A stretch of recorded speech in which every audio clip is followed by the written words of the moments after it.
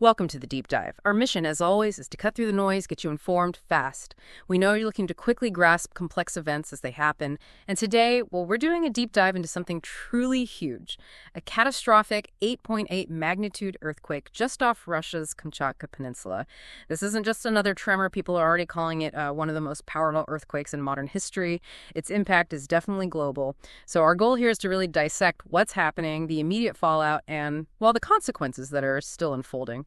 We'll start with the specifics. The quake itself, it hit around 4:30 a.m. local time, very shallow, only 20 kilometers deep, and about 120 kilometers east of Petropavlovsk-Kamchatsky, so pretty close offshore. Then we'll look at the shockwaves, the immediate ones across the Pacific. Tsunami alerts popped up everywhere: Russia, Japan, Canada, the U.S. West Coast, Alaska, Hawaii. Guam, the Philippines? Right, exactly. And the warnings were stark. Move to higher ground immediately. No messing around. We'll also touch on the human side, evacuations, injuries confirmed so far, and then the ripple effects. Global markets, shipping routes, and finally what this might mean for future quakes, the bigger picture seismically. Yeah, it's really quite something. I mean, an event like this happening in what feels like a remote area, it just instantly shows how maybe fragile some of our global systems and supply chains really are. It's more than just a headline, isn't it? It's this huge challenge. It shows you the raw power of nature, obviously, but also how interconnected we all are instantly when a crisis hits.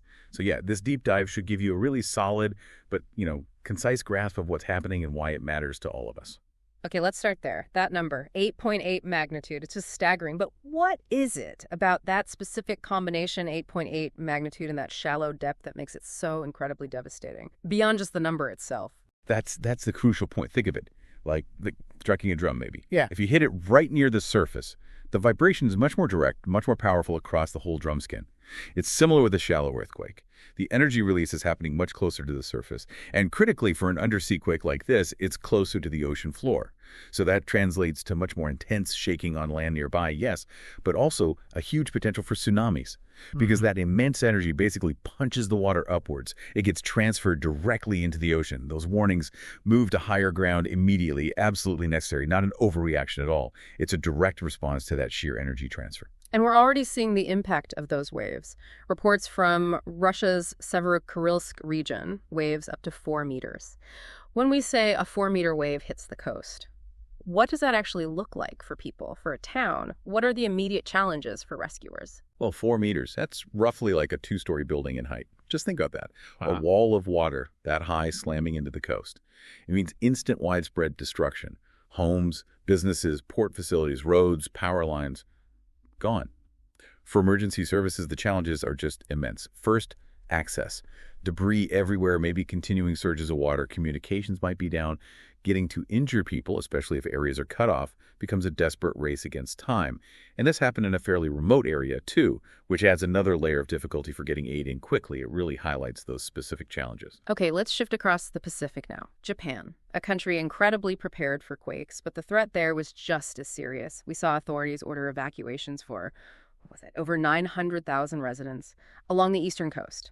And even with their advanced warning systems, there was still fear of bigger waves after those initial 1-meter surges hit places like Hokkaido, Miyagi, Fukushima. So given Japan's level of preparedness, which is world-leading, what specific challenges did this quake expose for them? Was it just the sheer power or something else? That's a really good question. I mean, Japan's response was incredibly rapid. The mass evacuations, the prime minister addressing the nation. That's all proof of a system that works, that's been practiced. But what an event like this really underscores, even for Japan, is that there are limits.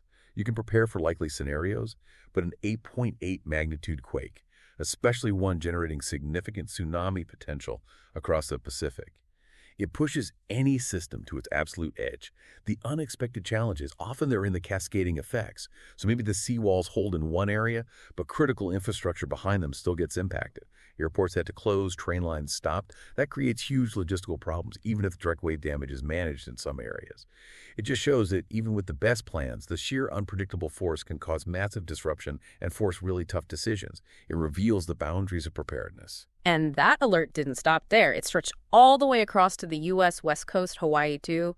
High tsunami alerts from California up to Washington state. Coastal towns evacuating in Oregon, San Francisco, LA, Seattle. We heard about school closures, the National Guard being activated in some places, Hawaii, sirens going off island-wide. It really does highlight the importance of things like the Pacific Tsunami Warning Center, doesn't it? Right. And that whole global network monitoring seismic activity, just the ability to issue warnings across that vast distance, giving people time, even thousands of kilometers away, to evacuate. It's actually a remarkable achievement of international science and communication. But it's not just the physical threat, is it? The economic side is also becoming apparent very quickly. Yeah, that's where the ripple effect really kicks in. Stock markets in Asia took a hit. Tokyo's Nikkei index, a major benchmark, it fell pretty sharply right after the news broke. Energy markets are jumpy too. Kamchatka has important oil and gas terminals, right? That's right. And shipping routes across the Pacific. Reports say many are suspended, cargo ships, oil tankers having to reroute completely. Exactly. Stepping back, you see an event like this isn't just a humanitarian crisis, terrible as that is. It's also a major economic shock. That Nikkei drop, it's not just numbers flashing on a screen. It reflects real anxiety among investors about regional stability, about supply chains, the energy market reaction. Yeah, rerouting tankers could mean short-term price bumps for fuel in some places, or delays getting energy to manufacturers in Asia. And suspending shipping routes directly impacts everything goods on shelves, components for factories. It's immediate. These impacts spread through financial systems far, far away from Kamchatka. It's a stark reminder of just how tightly connected the global economy is. And now, the scientific community is watching very closely for what happens next. Seismologists are worried this massive quake could trigger more activity. We've already had that 6.9 aftershock near the epicenter. Experts are warning bigger ones could follow. There's even this concern it might be part of a larger tectonic shift, maybe increasing the risk along neighboring fault lines. What does that actually mean, stress loading or tectonic shift for places like Japan, Alaska, even California? Right, that's a key concern. Think of the Earth's tectonic plates, like giant interlocking pieces that are always grinding against each other, building up stress. When you have a massive quake like this 8.8, it's a huge release of that built-up stress along that specific fault section.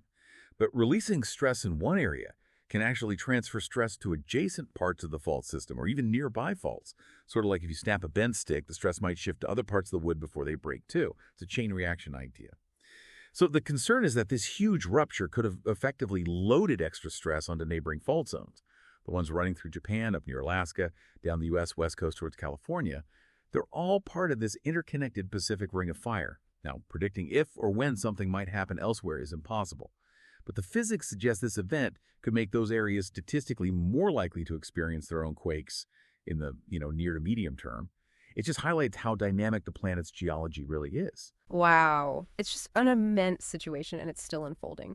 So just to recap our deep dive today, we went from the initial devastating impact in Russia, those 4-meter waves in Severokurisk, the damage reports, the emergency response kicking in, then to Japan, where nearly 1 million people evacuated amid fears of larger tsunamis after those first waves hit Hokkaido, Miyagi, Fukushima, causing widespread closures.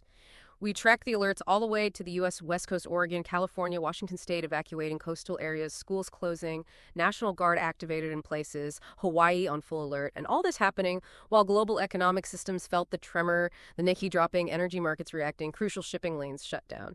And as you said, the scientific monitoring is intense now. That 6.9 aftershock is a big deal. And the worry about more activity, maybe even a larger tectonic shift affecting the whole Pacific Rim, that's ongoing. Absolutely. And as the world keeps watching the coastlines, tracking the aftershocks, dealing with the aftermath, this event really is a powerful reminder. It reminds us, obviously, of nature's sheer force, but also it throws into sharp relief this complex web of global preparedness and how we respond together. You see leaders like President Biden, Prime Minister Trudeau, Japan's Prime Minister making statements, coordinating, aid agencies like the Red Cross, UNICEF mobilizing. It really does show international cooperation kicking into gear, which is vital in moments like these. So this event really forces us to think, doesn't it? Not just about the power of the planet, but about these constantly evolving challenges of, global resilience. How interconnectedness is so critical when facing a world where, yes, life can absolutely change in an instant. So maybe the thought to leave you with is this. What does this deep dive suggest to you about the future? The future of how we handle disasters and how nations work together when the next big one hits. Yes, thanks for watching. Stay updated with Global Scope 360. Thank you so much. Subscribe to my channel and click the bell icon.